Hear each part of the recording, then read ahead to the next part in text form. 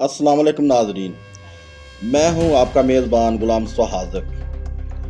बड़ा दिलचस्प मौजू है। Who is the next super power. Geopolitics के स्टेज पर जो ड्रामा चल रहा है बड़ा सस्पेंस से भरपूर है, जैसे कोई हॉलीवुड की फिल्म हो। एक तरफ प्यूटन, कम जोंग ऑन और शी जिनपिंग की तकड़ी मजबूत हो रही है, तो दूसरी तरफ ट्रंप साहब अपनी पुरानी कारोबार डील्स वाली सियासत चमकाने की कोशिश कर रहे हैं। लेकिन दुनिया अब बदल चुकी है। जो रवैया ट्रंप के साथ चल रहा है, इस हिसाब से तो ऐसे ही लग रहा है कि अमेरिका इज़ नो मोर। आलमी स्टेज की नई कहानी है। जब बड़ों की बैठक होती है, कहानी कुछ यूं है कि पुरानी दुनिया का चौधरी अमेरिका अब थोड़ा थका हुआ लग रहा है। ट्रंप साहब आए तो बड़े तमतराक से थे, साथ में ताजनों का पूरा लश्कर और अमेरिका फर्स्ट एड का नारा था। लेकिन बीजिंग वालों ने चाय पानी तो पिलाया, मगर घास बिल्कुल नहीं डाली। देखें, मकाफाते अमल है जो कुछ भी हो रहा है। चीन ने साफ जता दिया कि अब वो वक्त आ गया जब वाशिंगटन के इशारे पर दुनिया नाचती थी। वाकई भाई बताओ, वक्त तो बदल चुका है। दूसरी तरफ इस कहानी के 3 पावर प्लेयर एक अलग ही गेम खेल रहे हैं। व्लादिमीर पुतिन, जो मगरब की पाबंदियों से तंग आकर अब मशरक की तरफ देख रहे हैं, और वाकई ही बहुत ज़ीरक, समझदार और सियाने हैं पुतिन। उनका मिलना, उनका अंदाज, उनका गुफ्तगू करना, वैसे भी साबका फौजी हैं, बहुत शानदार तबीयत के मालिक हैं। शी जिनपिंग, जो कि चाइना के वज़ीर आज़म हैं, जिनके पास पैसा भी है, टेक्नोलॉजी भी और दुनिया पर राज करने का मंसूबा भी है। फिर आते हैं तीसरे, कम जोंग ऑन, शुमाली कोरिया के, जो अपने हथियारों और बेबाक अंदाज के साथ इस इत्तेहाद का सबसे खतरनाक तड़का बन चुके हैं। हालांकि देखा जाए तो उनकी इतनी ज़्यादा आबादी भी नहीं है, इतना बड़ा मुल्क भी नहीं है, लेकिन बहादुर लोगों को दुनिया याद करती है। जब पुतिन और कम जोंग मिलते हैं और फिर चीन इनकी पीठ थपथपाता है, तो वाशिंगटन के ऐवानों में हलचल मच जाती है। ये सिर्फ मुलाकातें नहीं हैं, यह अमेरिका को सीधा सीधा चैलेंज है कि तुम्हारा दौर अब ख़त्म होने वाला है। Who is the next super power.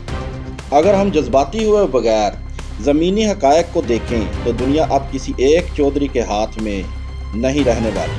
अगला दौर मल्टीपोलर, यानी कि कई ताकतों का दौर है।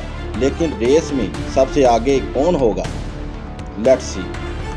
चीन इस वक्त अगली सुपर पावर बनने की रेस में सबसे मजबूत घोड़ा है। ताकत दुनिया की फैक्ट्री है। BRI के जरिए आधी दुनिया को अपने कर्ज और सड़कों के जाल से जोड़ चुका है चाइना। अब टेक्नोलॉजी में भी अमेरिका के बराबर खड़ा है। चीन की एक कमज़ोरी है, चीन की अपनी मईशत अंदरूनी तौर पर थोड़ी सुस्त है।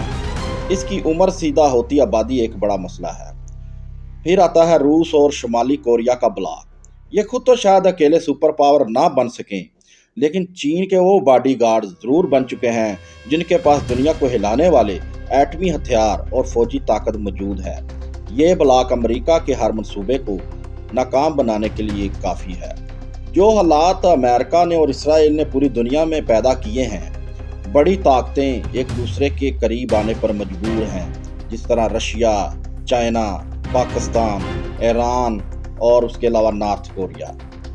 तो अभी अमेरिका अभी मरा नहीं। इसकी फ़ौज और डॉलर का रौब अब भी है, लेकिन इसकी पोजीशन कमज़ोर हो चुकी है। ट्रंप की सबको अकेला छोड़ो वाली सियासत ने अमेरिका के पुराने दोस्तों जैसे यूरोप, नेटो को भी इससे बदजन कर दिया है। यानी कि यूरोप और नेटो अमेरिका से बदजन हो चुके हैं। खुलासा ये है कि अगली सुपर पावर कोई एक अकेला मुल्क नहीं होगा, बल्कि चीन की क़यादत में बनने वाला ये नया इत्तेहाद होगा जो अमेरिकी इजारादारी का बिस्तर गोल कर रहा है।